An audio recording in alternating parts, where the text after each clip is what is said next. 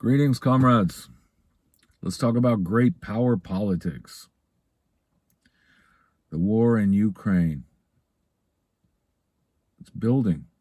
The United States has promised Ukraine another $800 million in military and humanitarian assistance. Members of the EU are willing to send them more weapons. And the Ukrainian people have showed amazing resolve and incomprehensible courage. Respect, hats off. And they should be supported. We should be supporting them. But it's my opinion the best way to support them is with diplomacy, not with weapons. The longer this conflict grinds on, the more Ukrainian people are going to be dead and buried. The more Ukrainian children are going to be orphans. We need to bring this to an end. War is a war crime.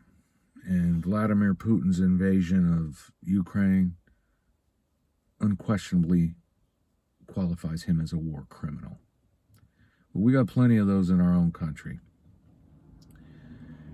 It's not important to identify who the war criminals are right now.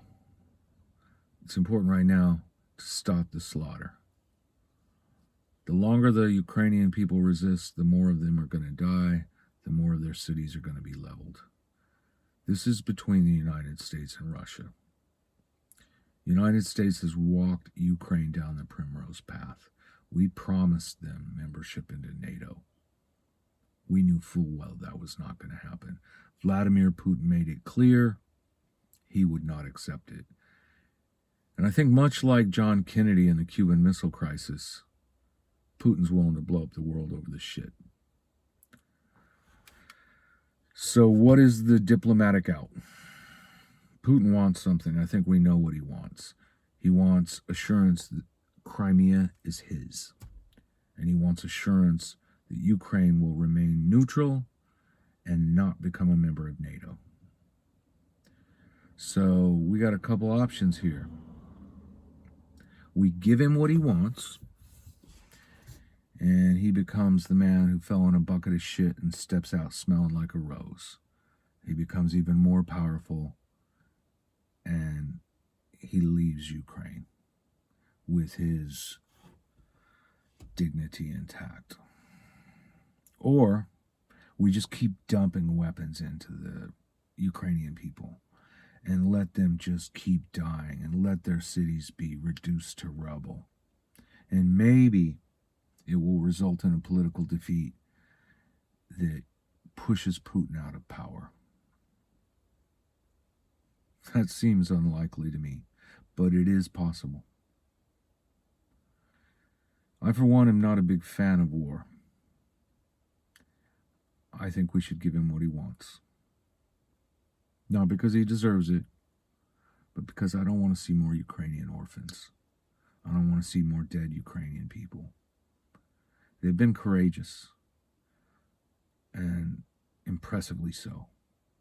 And the United States has the power to put the things on the table that are needed to bring this to an end.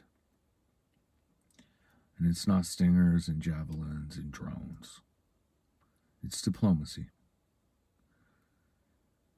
We can bring this to an end, but we got to give Putin what he wants. If we don't give him what he wants, we might get him out of power. But there ain't no telling how many Ukrainian lives that's going to cost. And I think it's already cost enough lives. It's time to negotiate. It's time to come to the table and get him out. We should have never promised Ukraine entry to NATO.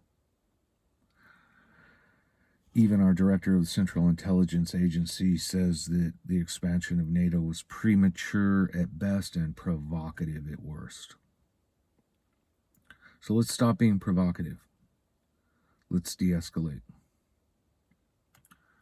War is a war crime. Let's stop it by any means necessary, even if it means continuing to tolerate Putin. Aloha, y'all. Work for peace.